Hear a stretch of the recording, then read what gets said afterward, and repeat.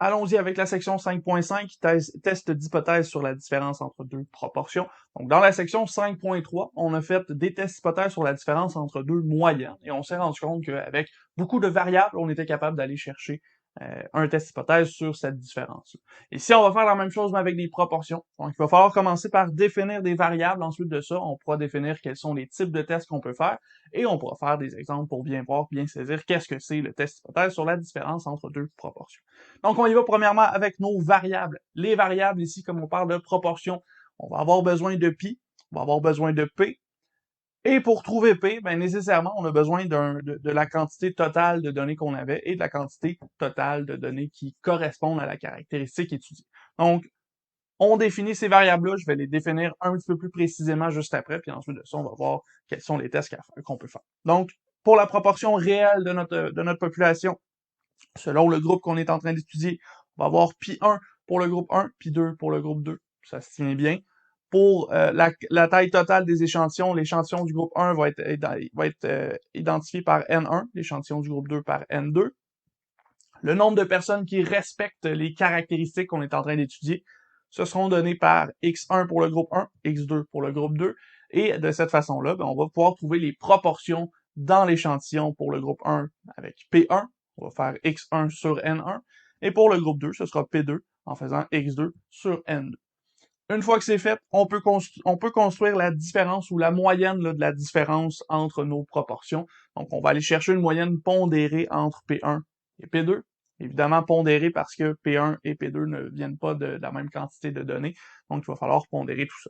Cette moyenne pondérée-là, si vous l'effectuez, vous allez voir qu'il y a plusieurs choses qui vont se simplifier et on va obtenir que P bar, là, donc la moyenne de nos proportions, va être donnée par la somme des quantités qu'il y a dans les deux groupes, donc x1 plus x2, divisé par la somme totale des tailles échantillonnales, donc n1 plus n2. C'est cette proportion-là, P bar, qui nous donne la différence, et c'est celle-là qu'on voudrait voir, c'est celle-là qu'on veut étudier, on veut voir si elle est plus grande que 0, plus petite que 0, des choses comme ça. Donc maintenant, on établit les types de tests hypothèses qu'on peut faire à partir de ces données-là, et on se donne un exemple pour bien saisir qu'est-ce que ça nous donne. Ici, pour simplifier notre travail, on va encore simplifier un petit peu notre situation. Donc, on va aller chercher seulement une situation en particulier, et c'est la situation où nos échantillons sont aléatoires, indépendants et assez grands. Donc, on va pas aller voir qu'est-ce qui se passe si les deux échantillons sont appareillés, puis on va pas aller voir qu'est-ce qui se passe s'il y en a un des deux qui est trop petit.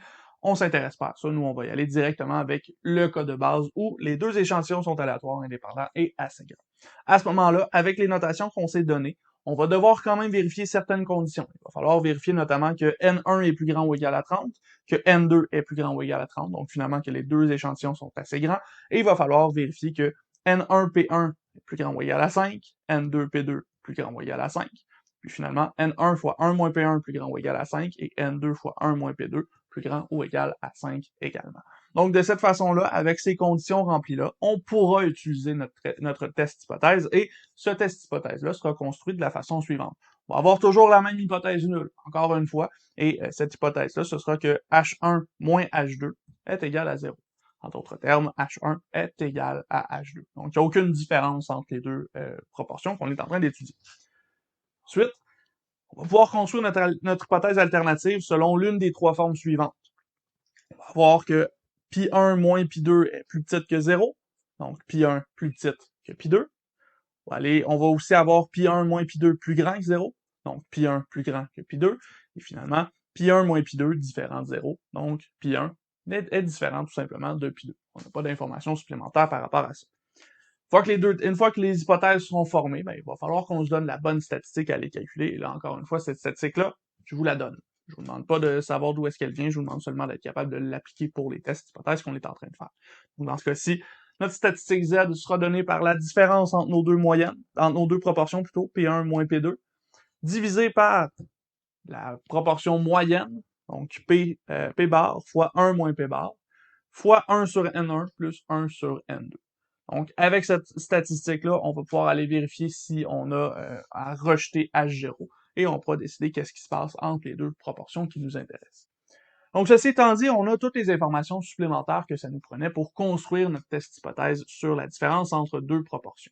Ça veut dire qu'on est rendu à faire un exemple. On fait l'exemple 5.12 et on aura fini cette section-ci. Allons-y avec l'exemple 5.12. Dans cet exemple-ci, on s'intéresse à l'utilisation d'Internet à des fins personnelles chez les 15 ans ou plus au Québec. Et on veut voir en particulier, est-ce que les hommes utilisent plus souvent Internet à des fins personnelles que les femmes au seuil alpha égale 1% dans la population. Pour faire ça, on va faire un test hypothèse, et pour notre test hypothèse, on a construit deux groupes. Un groupe d'hommes et un groupe de femmes, dans lesquels on va aller chercher des proportions sur l'utilisation d'Internet à des fins personnelles. Donc, dans le groupe 1, on est allé chercher 440 hommes. Dans ce groupe-là, il y en avait 352 qui disaient utiliser Internet à des fins personnelles au moins une fois par semaine, et ça nous donne une proportion de 0,8. De l'autre côté, dans le groupe 2, on avait 528 femmes, dont 396 disaient utiliser Internet à des fins personnelles au moins une fois par semaine, et ça nous donne une proportion de 0,75. Avec ces deux groupes-là, on est capable de calculer la proportion moyenne. Donc, proportion moyenne ici, x1 plus x2 sur n1 plus n2, ça nous donne 0,773. Avec ces informations-là, on est prêt à construire un test hypothèse au seuil alpha égale 1%. Donc, pour ça, il va falloir formuler des hypothèses pour commencer. Et les hypothèses ici, ce seront que H0 pi 1 moins pi 2 égale 0. C'est toujours notre hypothèse nulle. Et l'hypothèse alternative, dans ce cas-ci, on veut vérifier si les hommes utilisent plus Internet que les femmes. Donc, dans ce cas-ci, on voudrait vérifier que la proportion des hommes, pi 1, moins la proportion des femmes, pi 2, sera plus grande que 0. Parce que ça ici, ça signifie que pi 1 serait plus grand que pi 2. Donc, les hommes utilisent plus souvent Internet à des fins personnelles dans la semaine.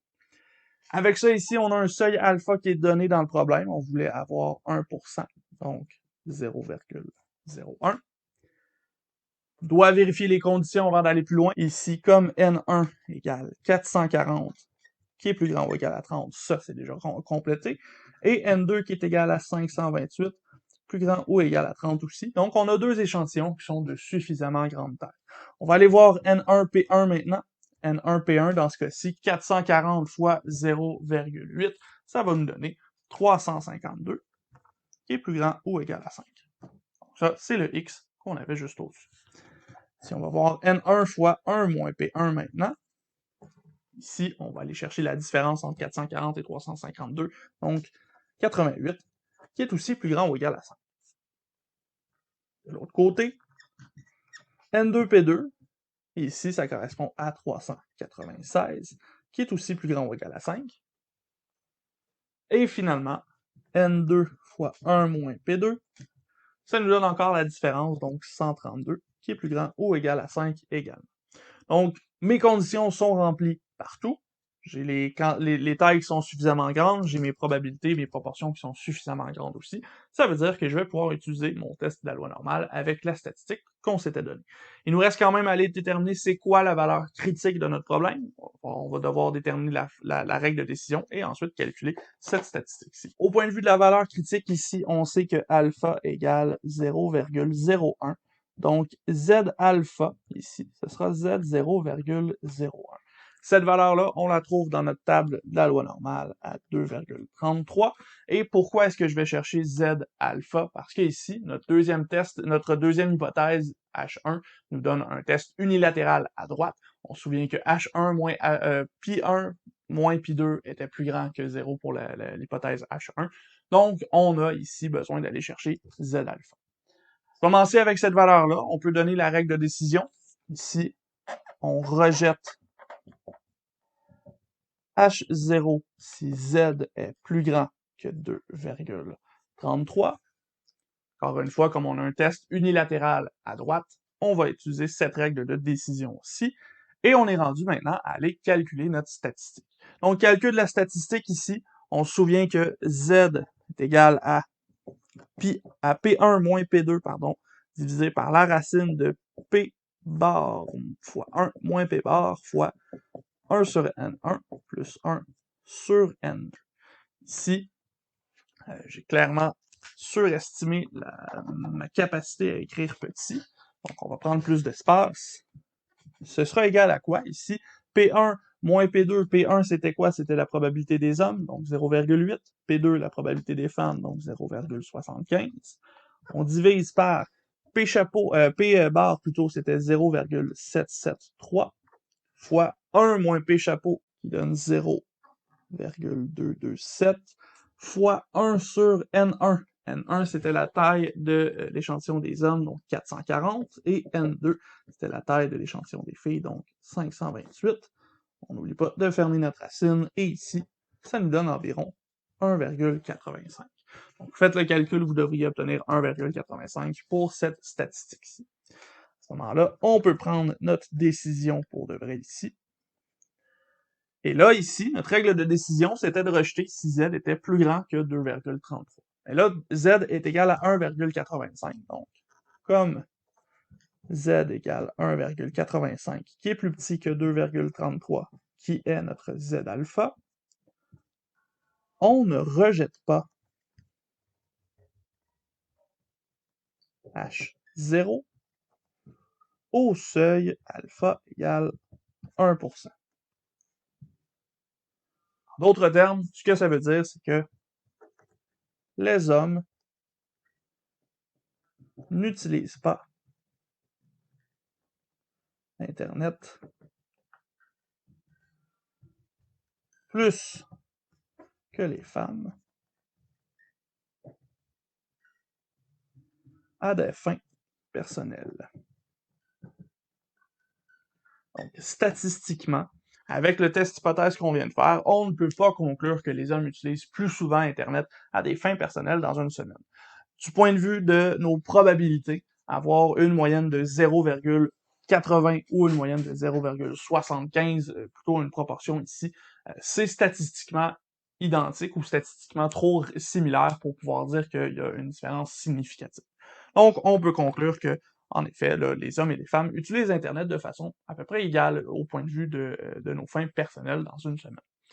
À ce moment-là, ça fait le tour de cet exemple-ci. Donc, ça fait le tour de la section 5.5. Ça veut dire qu'on vient de mettre fin à nos tests hypothèses sur la différence entre deux proportions. Donc, on va s'arrêter ici. On a fait le tour de ce qu'on voulait faire dans cette vidéo-ci. On se retrouve dans une prochaine vidéo avec quelques probabilités supplémentaires. Donc, on avait parlé un petit peu plus tôt des erreurs de première et de deuxième espèce. Nous, on va s'intéresser à aller calculer ces erreurs-là. Puis ensuite de ça, on pourra se rendre à la section 5.6 où on va faire le test d'ajustement du qui carré pour mettre fin à cette matière-là au complet de notre cours.